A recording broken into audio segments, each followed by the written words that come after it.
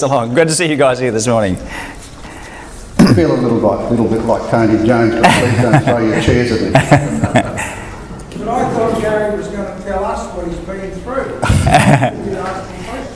You'll get that. Gary, why are you so passionate about a holistic approach to health management? Thanks, Dennis. I suppose if I start by saying I suppose a lot of people here have known me for a long while, but we've been in the parish for 24 years and all through that time I've struggled with health issues. You might not have noticed that, but obviously most people know that during the Iran-Iraq war I was taken captive and not just that, just many other things led to me being diagnosed with, led me to be diagnosed with post-traumatic stress disorder, plus numerous other issues from like many years in the army. I've got more physical complaints than you can imagine. But I thought I was dealing with them sort of pretty well until 2 years ago I was diagnosed with cancer, and that was the end game of this life of service in the military and the police and the church, and that shocked me pretty much, because I was doing my best to try to struggle with all these various different illnesses. I was seeing doctors, seeing psychiatrists, taking medication, doing things like that.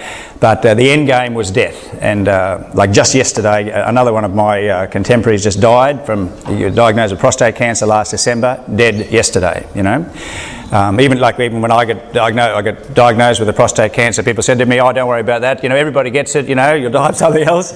Well, I'll tell you what, my cancer was growing aggressively. My PSA tests were jumping every month when I was having them, and they couldn't get me to surgery quick enough. Worse than that, when I had the operation, I got peritonitis. They stuffed it up, and I got peritonitis. Almost died from that as well. But thanks be to God, in the course of that journey, I got some very significant help.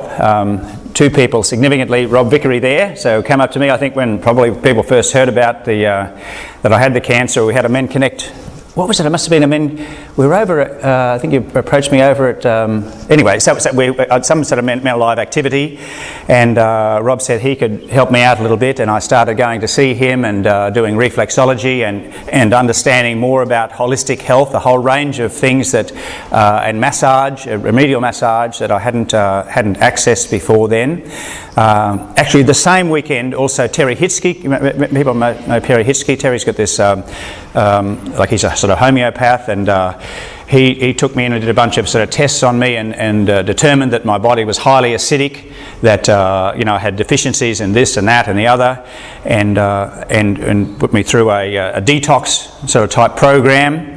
And that made, I just couldn't believe it. I thought, I've been in treatment for years and years and years with like top line medical specialists and whatever, and none of these folks have ever suggested some of these things that these blokes were helping me out with, which was helping me out with, in all sorts of ways.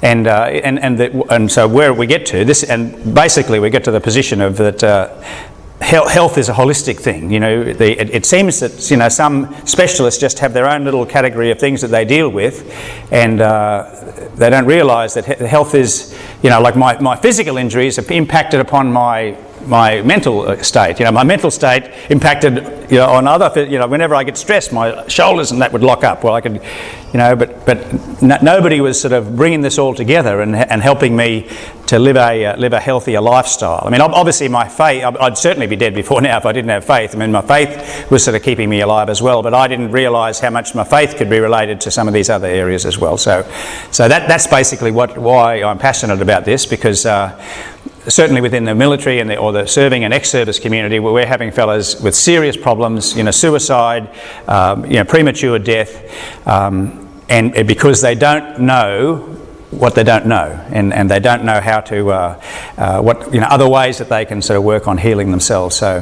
that's sort of leading me into the next sort of part of my life, and obviously in transition to that at the moment. Thanks, Gary. You mentioned you're doing some research on your brush with death. Mm-hmm. Where is that research leading you to? Well, there's sort of a couple of different ways to answer that question. In terms of practically, where is it leading me to? It's certainly leading me into a new ministry. So I approached the Archbishop to say that we've got, just here in southeast Queensland, we've got 15,000 young veterans who've left the services after operations overseas in South Queensland. 15,000 left the military, and probably at least a third of them are struggling with major sort of health issues. And none of the churches are providing any targeted support to them. Probably most of these guys are not involved in a church group anywhere.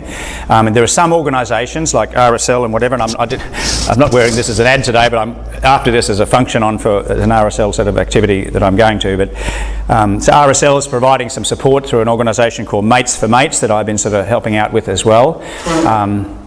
So there's some support going on, but again, nobody is addressing the holistic. In this working with veterans, nobody's addressing the holistic health issue. So we're providing, the doctors are providing drugs, the psychologists are providing counselling. Nobody's suggesting these people should have any prayer, spirituality, scripture, anything like that. So I want to try to break into that space. I mean, I brought a few little resources along with me today. I mean, I very much happy with the new Pope. I'm sure everybody is. He put out this letter last year about us all being missionary disciples. Anyone seen this at all? This is like, seriously, man, this is bad. If you were pretty desperate about the Catholic Church, thinking where we're going, this is where we're going, and it's good news. He's calling us to be missionary disciples and transforming our culture. So in terms of where, in a practical sense, this is leading, I've approached the Archbishop about setting up a ministry to ex-service people. My wife thinks we'll best do this by sort of relocating ourselves. We're selling our house here. If you want to buy a house, the price is going down day by day. Nobody seems to want to buy it. But we bought a block of land down near Mount Tamborine, and want to set up a retreat centre down there where where we can live and hopefully sort of focus on this one particular ministry instead of the multiple ones that I've been involved in recent years. I've got to do it all at our own expense because we deacons, the church doesn't sort of fund us in any way, so I've got to sort of work that out as well in another sense. But that's where it's leading us into the next sort of phase of my life as a ministry chaplaincy to ex-service people. But I've got to do it in a clever way. I can't minister to 15,000 people, so what I'll do is what I've tried to do in the army. I'll try to train a whole bunch of other people. I'll try to get a bunch of other wounded healers to work with me to run, to put them through some programs and train others. A bit like what Rob Falzon's done with Men Alive here, of course. Good, Gary. Given your close call with death 2 years ago and the experiences you have had as a soldier and as a chaplain, what advice would you have for us here today?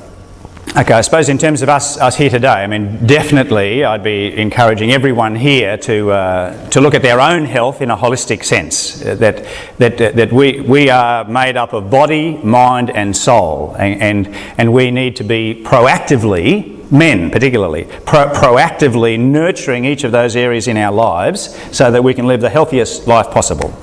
And I just can't believe, of all the things that I've just learnt in the last 18 months through, like Terry and Rob and and there's heaps of other research out there. I just can't believe there's so much positive stuff there. I mean, Tony here, like Tony Grilch, has produced this website for me. God bless me. How he's produced a website, and on it there's a whole bunch of resources. I can't answer your question and tell you all the stuff there, but I've written a whole heap of articles that are in this website. If you click onto the website, it's real easy to find because it's Gary. He found this website for me called garystone.com.au. garystone.com.au, and we've got this set up, and it links into. I got a Facebook site set up with it as well, and an email address, and so in there's a whole heap of resources. So if you're interested in this health area, you can sort of look at that. But in there, I write an article just talking about of these various components and specific advice, on how to minister, how to nurture your body, okay, how to nurture your mind, how to nurture your soul. But I sort of say, hey, let's not just deal with what the immediate pressing problem you might think you have. Develop a holistic life program so that you've got yourself into a routine where you're doing, obviously, regular exercise, you're eating appropriate food. Let me just mention that. I had no idea that some of the food that I was eating was killing me. Okay, and Terry put me onto this Paleolithic diet. Has anyone ever heard of that at all? Yeah. So you know, like it's pretty, like it's just common sense. It means, you know, cutting out stuff that's really bad for you. You're cutting out sugar. In my case, cutting out wheat, cutting out dairy products, and then trying to eat eat mainly, you know, like fresh fruit and vegetables and oily fish and things that are going to be healthy for you. I mean, I was getting, somebody probably, I went 29 times to Timor. I got sick every time there. I got sick beyond, like, unbelievably sick. But it was because my body wasn't wasn't strong enough, and my gut had a lot of bad bacteria and all that sort of stuff in it. So this, you know, the stuff you can learn about the body, the stuff you can learn about the mind, you know, about just positive thinking, cognitive behaviour therapy, you know, being a good finder, looking at, you know, recording all the good things you do in life, and then of course obviously on the spiritual side, a whole bunch of things there. I mean, I can probably talk about those as a separate thing, but there's a whole, in there there's a whole, on the website there's a whole bunch of words of encouragement. So I've copied in there all of the homilies that I've given in the parish. I've got in there a whole bunch of other papers and articles that I've written, and you know, let's hope that might be some good news for you. If you're a bit down, you can go and have a look in there and look up some of those resources. Yeah, that's fantastic resource there, Gary. Thanks. Given that the menCONNECT are a faith-focused group, can you expand more on the spiritual element of your approach? Sure. Okay, now again, I'm probably speaking to the converted here, but again, we, you know, our soul is very different, you know, to our mind, and I think that's the big dilemma for most of us to come to terms with, you know, because most of us live in our mind. And the mind, for me anyway, the mind for me is a battlefield. The mind for me is another old soldier up there, Peter. Man, we just like, the mind just keeps telling us, reminding us of all the, you know, bad things and possible things that are going to go wrong and sort of stuff like that. But the soul is the real us. You know, I'll have to do a funeral for this digger who died yesterday, next week, and I'll be talking to people about that. That he, you know, when he died, his soul left his body. We've got our souls need nurture too. You know, the soul is the place where we connect with God, and again we need to be proactively nurturing and strengthening our soul. The traditional ways we do that, obviously, is to pray. You know, I encourage people to pray every morning. I prayed this morning before I came down here. To use Scripture. To, you know, like, Scripture is powerful. The Word of God is transforming. We'll get some guys, you know, help pass those out. I've just, on the website, there's a sheet I'd like to hand out today. I've just written up a whole bunch of Scripture verses that relate to health, and specifically relate to dealing with holistic health, and some words in there that have become sort of meditation verses for me. I suppose that's the next thing I want to mention. I joined a meditation group in the parish. So there's quite a few of them in the parish actually, but I go to one at the Quinlivan's place. Paul Quinlivan also is very, very seriously ill in hospital. People know Paul. Goes to Mother Day at Mass, but very, very sick, and another old soldier as well in the Royal Brisbane Hospital. But yeah, so getting back to Scripture. Scripture is powerful. I mean, I pray some of these verses, you know, whenever I get anxiety, which I do quite regularly.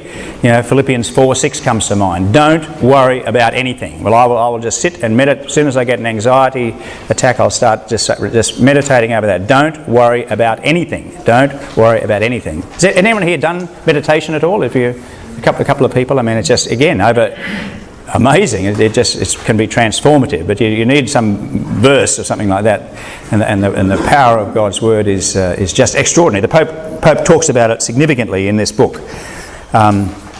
Obviously, you know, prayer, you know, like in the Catholic tradition, corporate prayer is important. So, you know, obviously coming to Mass, being part of a community, like you guys don't need to be told that here.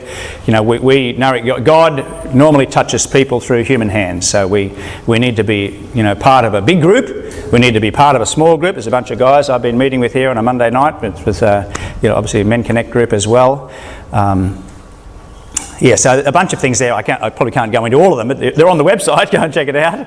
And again, obviously, so a few other things I wanted to mention. That from time to time, you'll see in the Catholic Leader that they advertise courses, they advertise seminars that you can go through. But you know, do whatever you can to nurture your soul.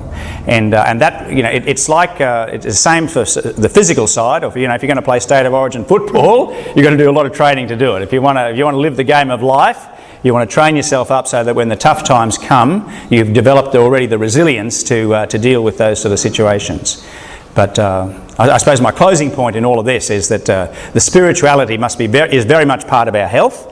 Also nurturing doing things that nurture our mind positively, doing things that nurture our body positively is part of it. But we need the whole package, and I suppose that's my final word, is that just want to encourage everyone here to develop a well-being regime, something that's part of their routine for the week, that they make sure we've got all these things in place, got them in the diary so that we do them and don't have other things overwhelm us. Because when you look at, we look at maths, there's many more older women here whose husbands have died already, and we're going to be, unless we do things that healthily sort of help us, we'll be gone before we know it, and the ladies will be here sort of living on without us. But anyway, I suppose that's what I wanted to share. I mean, we probably run out of time now, but the whole thing has been good news. I just want to thank guys like Rob and Terry and so many others here that have supported and prayed for me over the years. And I just ask if you could pray for this new mission. I'm a bit of Peter and us, we're called burnt out diggers. We're sort of we've done our bit, but we'll try to do a little bit more. And but we can do that through the help of God and the help of others. And thanks very much. Oh, can I mention one other thing? So I produced a book. For this new ministry, it's funny how all this sort of comes together. I've been working on a book for a number of years, and it's called Duntroon to Dili, Mayhem and Miracles, Trauma and Trust in God. There's a link to it on the website, or you can just Google Duntroon to Dili, and it records my journey through life, all the different experiences I've had in many places around the world, and these threads of spirituality, the threads of dealing with trauma, the threads of sort of journeying from being a Christian soldier to being a soldier of Christ, and then leading on into the future. So if you'd like to be interested in that, you can sort of access that. And hopefully we'll have a bit of a book launch in the parish here in September or so when it's actually in print. Thanks. Thank you, Gary.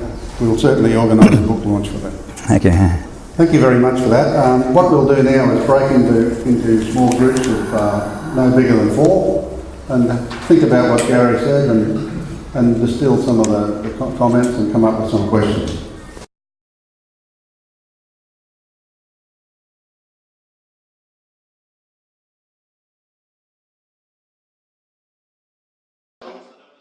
I think if we could have questions, maybe starting from my right, we'll just work around the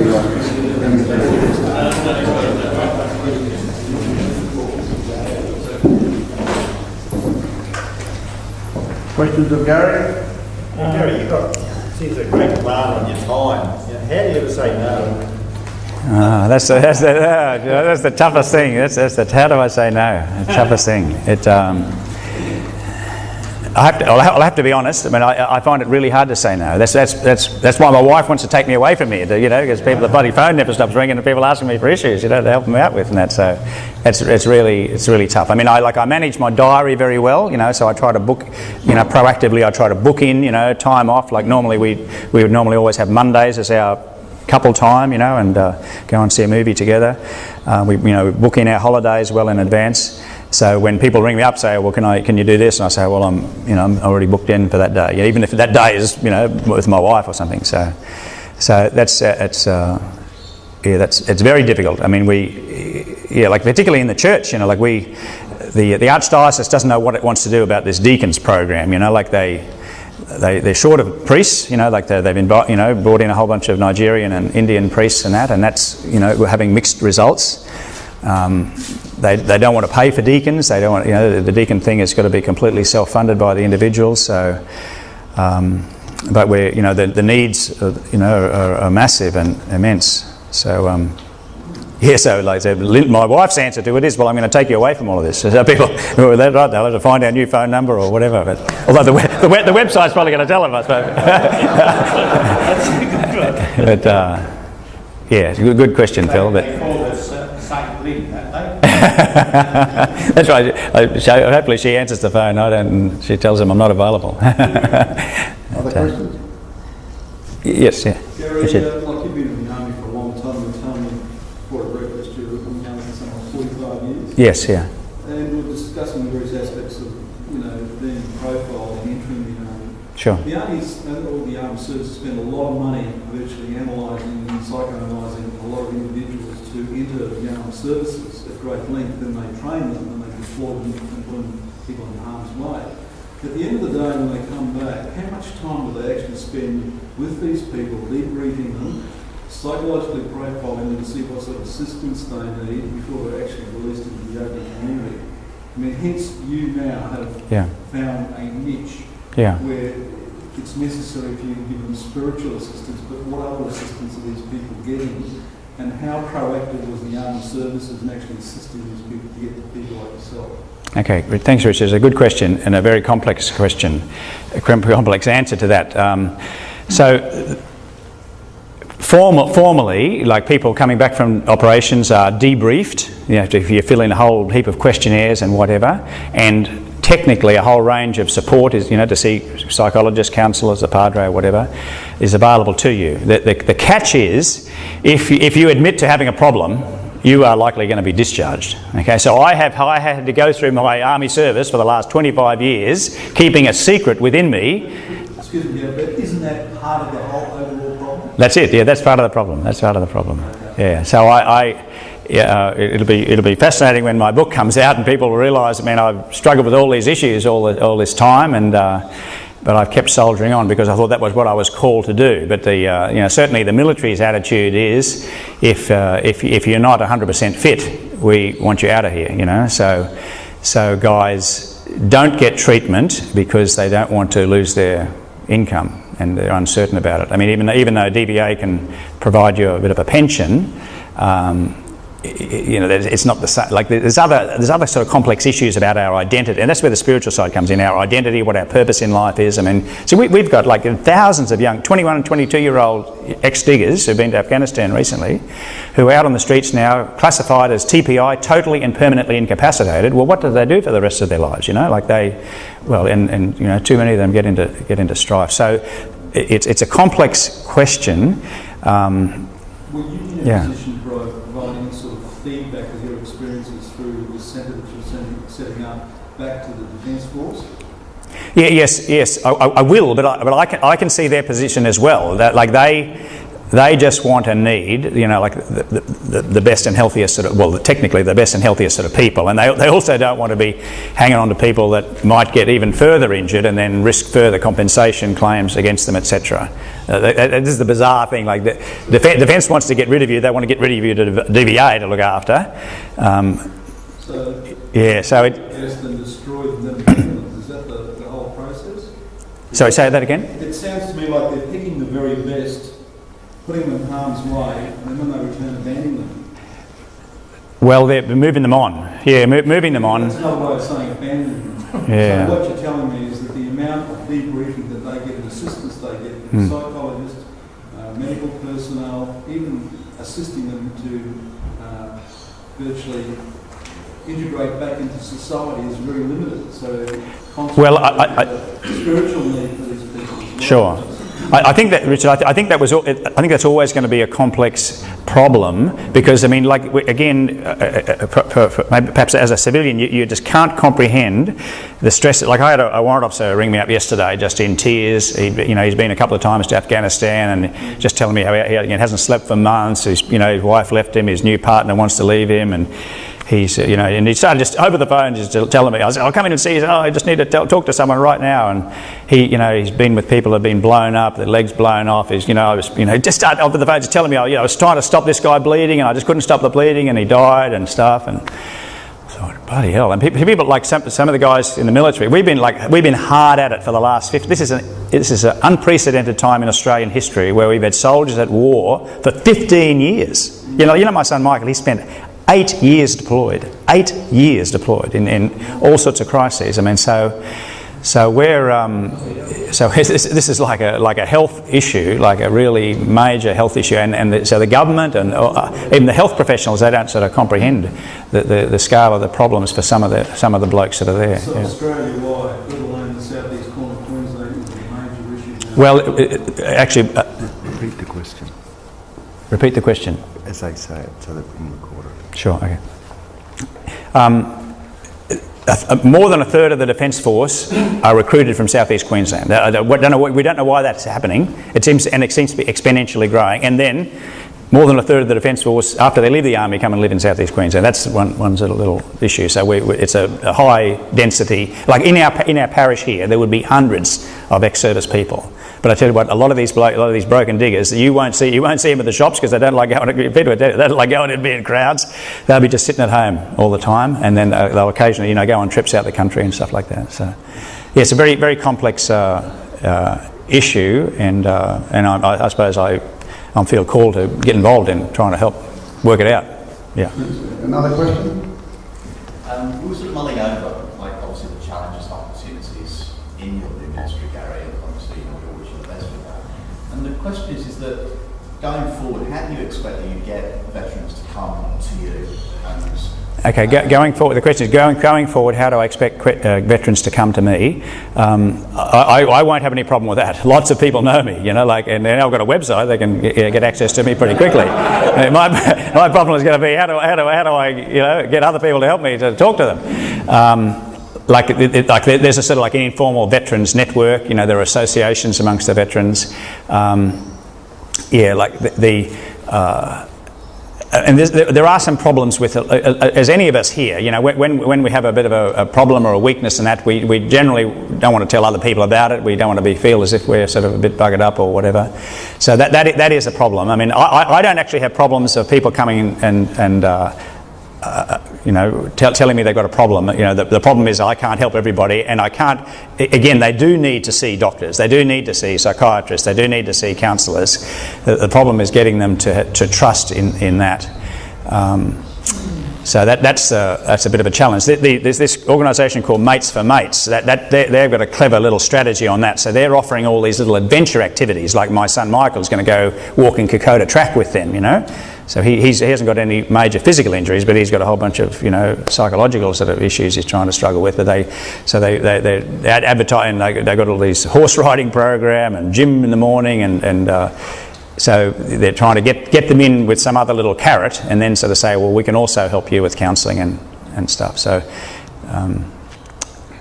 it's probably a problem that we, the veteran community, need to solve ourselves. I mean, that's what my angle is, that people who have been wounded themselves are in the best position to help others who are wounded. So I'm a little bit further along the journey of healing than others, so I can, and that's God's call for me to help other people that are only early on the journey. So everyone I help, I try to sow in them the seeds of saying, well, this is a bugger that you've got this condition, but maybe you can, like me, can become a wounded healer, and that you can transform your problems into possibilities of helping other people. Are you getting some positive kind of feedback from the military and also from the Archdiocese, and maybe funding for some of the things you're trying to do? No. That was one of my stresses. I asked the Archdiocese if they give me petrol money just to get no. So now you deacons, so you're on your own. I thought, well, God bless you. Yeah. So is there support, sort of, purely spiritual, will pray for you on your go, or is it more? It's a sort of a sideline issue for most people, for the Archdiocese, certainly. Well, I said to them, not just for the military thing, but the whole diaconate program. I said, if you're serious about this, you want to invest in it. If you want something to work, you get what you pay for. You pay nothing, you get nothing. For the military, the military's got a whole bunch of stuff in place, and there's particular funding there. But my particular concern is for the guys outside the military, so that have left the military, so that the structures really aren't in place, other than to get a pension from DVA, which is only about, the TPI is worth about $25,000 a year. Well, that's not a lot for people to live on, eh? And some of those guys, like myself, we've also got a little bit of a DFRDB pension, So I don't know. In my case, it's about another 15,000, but still not a lot, So yeah. But anyway, I'm not worried about that. God will provide, He always has in the past. Yeah. So yes, thanks. Jared, on that same issue, you've been a parishioner here for 24 years. Yes. People in this room probably know you better than most others. Is there something we as a parish or a group can do to help you fund Oh, that's a bit of an embarrassing question. Well, I know there is. Yeah, I think, okay, that's an interesting question, eh? Yeah, you stumped me. I don't know how to answer that. The question was, is there something that the group here could do to help me with sort of funding? I mean, probably there is down the track. I mean, like we're trying to build this retreat centre, and we certainly don't have enough money to do it at the moment. Yeah, so that might be an opportunity. You know, God's gifted us all different skills. He didn't gift me anything in the whole accounting and financial area. Rob would tell you, man, if you try to get me to sort this out, and I haven't. I don't know how to humbly sort of do it. So maybe down the track there's a possibility, yeah, for that once we get to. Yeah. Well, not even down the track. Yeah. You know, we look on proposals and saying, okay, is there something we can do in the interim? How about I go talk you up? Okay, sure. Okay, thanks. Yeah. Can I make Yeah. Yes. you thought here on that track that we, as the men of this parish, Yeah. and for all the things that you've done for us and the women and men and children of this parish over the years, we as a group need to help you. Now, we want you to keep in touch with us as a group, right through the email, and tell us what you're doing, how you're doing, why, what you need, what, so on and so on and so on, and let it grow from there. But we need to let you know today Yeah. we want to help you and the other members of your family. Bruce, thanks very much. Bruce, yeah. That's a very important part of, I think, the morning, for you to go away knowing that we want to help you. Not that we can, I'm not saying that, I'm saying that we want to. So at least our interest and our talking together and our sharing and our meetings and all of that from all of that will grow some way, some things, some people we know that you maybe don't know that live that way. I know people live in Tambourine and various other places down there, so we don't know yet, but at least we'd like to let you know that we care. Thanks, Bruce. I really appreciate that. I appreciate your care. Thanks very much. I appreciate it. Thank you. Are you working with doctors regarding your other form of treatment, which you feel have helped owing to the skilled gentleman in the Gap parish? Oh yeah, like I have a GP and I have a psychiatrist and that. I see them regularly. But the question is, you know, am I working with doctors who are helping me? But it's a different sort of paradigm. So you go and see a doctor. I go and see my psychiatrist. He sees me for 10 minutes every 6 weeks. You know, like he basically just wants to know whether to up or down my medication. You know, that's right. Yeah. Like so, and they've got just people, and that's not his problem. They've got people queued up because I mean, like particularly the mental health area is completely under resourced. Can you say to them, I had a message, sorry sir, let me know, of whoever, and you went home and slept through the night or something? Okay, so that's a good point. And I'm not sure there's any doctors here. We've got quite a few doctors in the parish. Look, my disappointment is that most people in the medical profession are very, and Rob would affirm this, very like polarised around their particular area, and absolutely dismissive of what we would call complementary therapies. You know, so like I go and see I got 2 back injuries. I go and see a chiropractor. Well, most doctors would say that's absolute quackery. You know, I've had sleep apnea, and I went and did a Buteyko breathing course, which I think has cured the sleep apnea. But I've gone back to the sleep specialist, and he says this is absolute bunkum. You know, you need to stay on the CPAP machine. You know, and it was awful, the CPAP machine. So I'm staggered that in the medical a lot of people that I've run into in the medical professions are just absolutely dismissive of complementary therapies and don't have a holistic approach. It was interesting with Jim Johnson's here, like what we've been doing in East Timor with the health over there. We've been doing what we call preventative health, teaching people to live healthier, whereas our medical system here in Australia seems to be focused around this sickness model where we just treat sickness. You know, so people get sick and we treat them, or we drug them, or we cut them up or something, and then we just keep treating sickness and we don't invest in promoting health. So, well, I don't want to go to the extreme sense and sort of say, well, it's an industry. So, and then like, the more people you see, the more money you make. but I don't, you know, none of the practitioners I have seen in the last 25 years have asked me anything, you know, how, you know, you're exercising, are you eating right, or you're doing this, or you're doing that. They just want to give you drugs, you know, and, you know, give you a prescription and next. So that's probably why I'm a bit passionate about the whole thing of saying we need to understand that there's a whole bunch of things we can do that we might not even be aware of because nobody's told us about them, and we, you know. Gary, look, thank you very much for that. We really enjoyed it, and I think something will flow positively from your suggestion, Bruce. But at this stage, I'd like to call on Mike Hardy to give a special thanks to Gary, and thank you so much. Oh, thanks, mate. Thank you, appreciate it. Thank you. Thank you.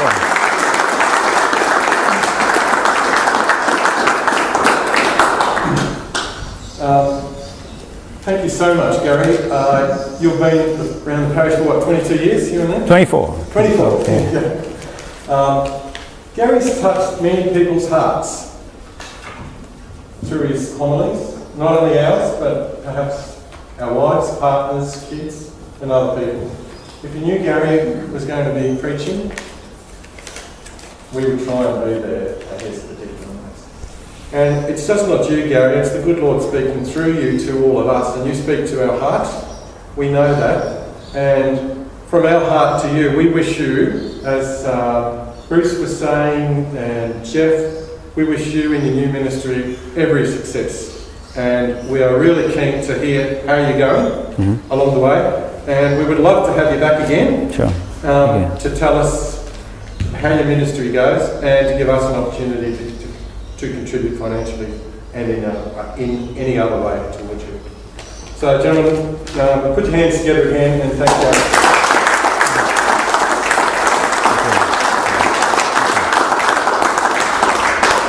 Okay, we're off to announcement.